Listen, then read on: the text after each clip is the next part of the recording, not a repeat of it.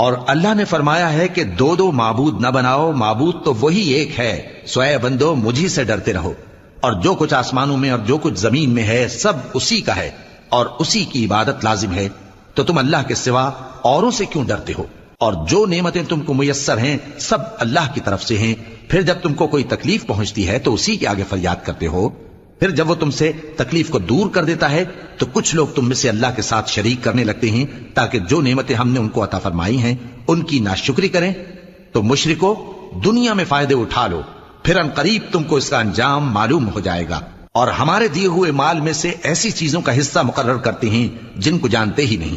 کافرو اللہ کی قسم کہ جو تم جھوٹ باندھا کرتے ہو اس کی تم سے ضرور پرسش ہوگی۔ اور یہ لوگ اللہ کے لیے تو بیٹیاں تجویز کرتے ہیں، وہ پاک ہے، اور اپنے لیے بیٹے جو مرغوب دل پسند ہیں، اور جب ان میں سے کسی کو بیٹی کے پیدا ہونے کی خبر ملتی ہے تو اس کا منہ